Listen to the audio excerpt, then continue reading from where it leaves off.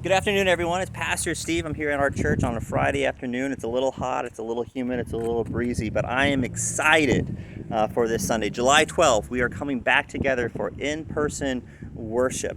You've received a number of emails, you've seen the posts on Facebook, but I want to give you a quick walkthrough of the church so you know what you can look forward to and what you can expect so that you're prepared to come and worship on a Sunday morning. So what we're going to do is, if you are going to be worshiping in the fellowship hall, we ask that you would just enter through that door from the parking lot.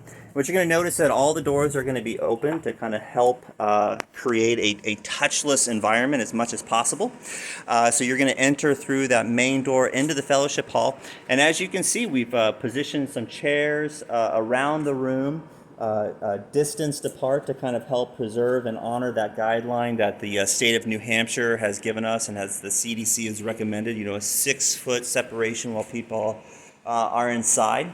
And what you're also going to see in the sanctuary is a new gift. Someone has generously gifted us this beautiful large screen TV, and what that's going to allow us to do is to simulcast a live feed down here. And I don't know who it was that gave us the TV, but thank you very much. This TV is not just going to be used on Sundays, but it's going to be used for Bible studies. It's going to be used for presentations. It's going to be used perhaps by the school in the future. So this TV is going to get a lot of use. It is a really wonderful, generous, and resourceful gift to the church. So we just ask that you would maybe in your prayers thank God for the generosity of those individuals.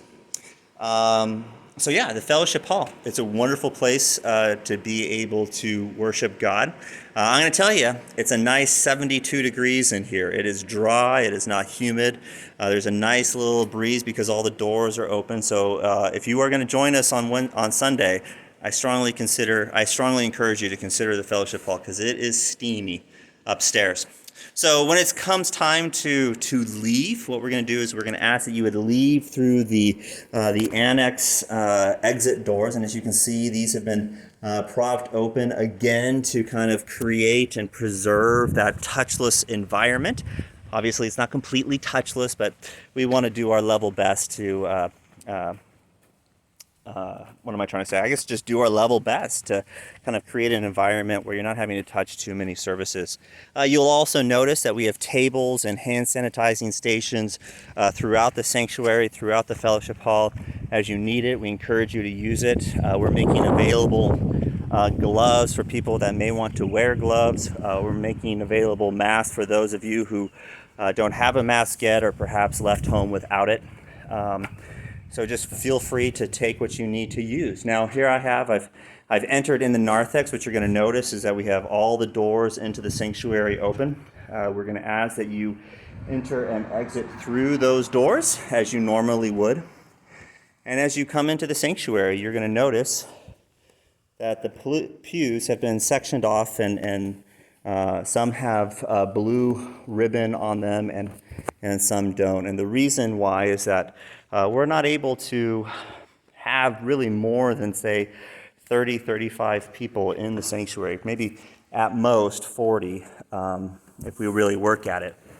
And so Bob Claver has spent a good amount of time with this tape measure and thinking critically and creatively on how to maximize this space. So we just pray that you would honor those blue ribbons, that you would sit in the pews that are open, and that you wouldn't sit in the pews that are not open. We'd also ask that you would not sit in the front row pew for that same reason. We're asking that families do sit together, and that when you do come in and find your place to sit, that you would just, do a quick look to your left, quick look to your right, front, and behind, say hello, and it's great to see you to the people that are around you, but in so doing also make sure that you and your family are going to be worshiping with us at a distant from other people as well. So that's really the modifications that we've made to the physical space.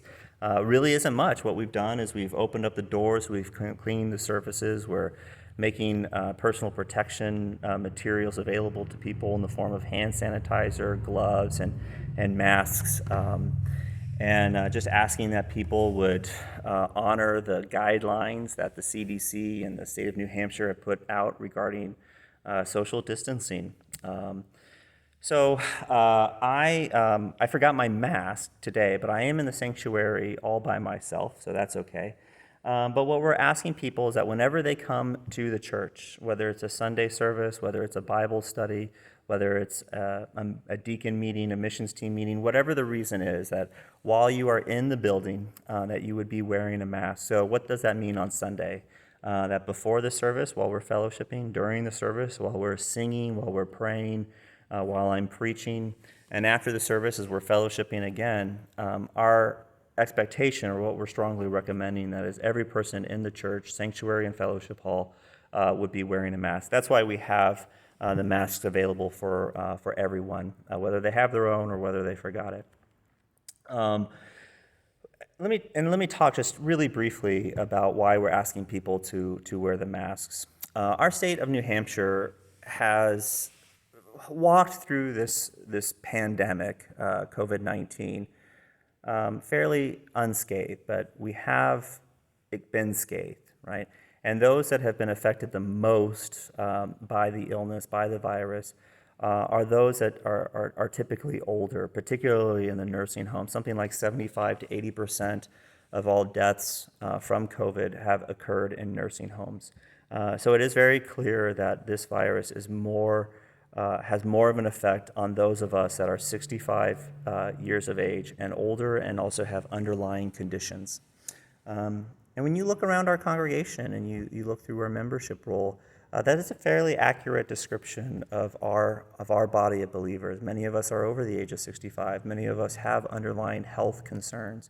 And so what we're doing is trying to create a space as best as we can that allows everyone in our church family to come back and worship. Now, we get some people are going to decide to stay at home. They feel safer. They feel it's better for them and their personal lives to be at home. And that's great. I totally want to encourage that. I totally want to affirm that decision, that you can still worship with us online. We're going to continue to live stream. But for those of us that come, we're asking that everyone would wear a mask. And I think there's three biblical reasons for that. One, it's a way for us to demonstrate love for another person. Jesus Christ said, "A new command I give you, love one another as I have loved you. By this all men and women will know that you are my disciples, by the way you love one another." And me wearing a mask is able to demonstrate love and concern for those that may be more susceptible to the COVID-19. Number two, wearing a mask demonstrates humility.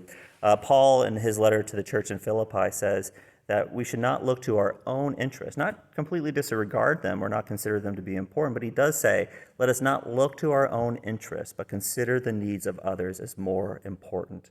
And so by wearing a mask, we're able to kind of follow that biblical precedent of humility and thinking about and being more concerned about the other person's needs than ours. And then third and finally, Paul, again, throughout his letters, whether it's Roman, his letter to Titus, tells us that we are to honor the governing authorities that are above us. And our government, state of New Hampshire, the federal government, has asked that those businesses, those houses of worship, these churches that are going to be reopening, that you would abide by these guidelines. And so it's a way for us to honor God, and it's a way for us, in so doing, to honor the authorities that he has placed above us. It allows us to demonstrate humility. It also allows us to demonstrate love for others. Is it easy? No. It's going to be a learning curve for us all. I must confess, I wasn't excited about wearing a mask, whether in church or when I go to BJ's or to the grocery store, but the more I've done it, the easier it has become. It's going to make preaching a little bit more interesting, but it's not going to make it impossible. We are a singing church, and we want to continue congregational singing. So our worship team is going to be leading us in worship. We're going to be joining them in worship. And as we do that, we're going to be wearing a mask. So yes, it's going to be different. It's going to be kind of frustrating at times, but I just want to encourage you to persevere or to push through the challenge, to persevere and push through the frustration. It's a small thing to do, in order to, as much as we can, create a space where the most of us are able to come back and worship together. So again, I just want to thank you all for your patience, your flexibility, your adaptability. They say that New Englanders are slow to change, but man, you guys have really taken this time by the horns and have rolled with it. Many of you had never heard of Zoom before, and many of you now are Zoom experts. Many of you seldom picked up the phone to call anyone, and now you're calling and sending letters to just check in and to encourage one another. So you guys have just done a tremendous job, and from the bottom of my heart, I just want to thank you for honoring God with the way that you live your lives of service, lives of humility, and lives of love. And I look forward to worshiping with you all on July 12th, this Sunday, 10 a.m., whether you're in the sanctuary, whether you're downstairs in the fellowship hall, or whether you're at home watching us online. We will be worshiping together, and we will be worshiping under one Spirit, and we will be worshiping in the name of Jesus Christ, whom we serve. Thank you, God bless, and have a wonderful weekend. Take care.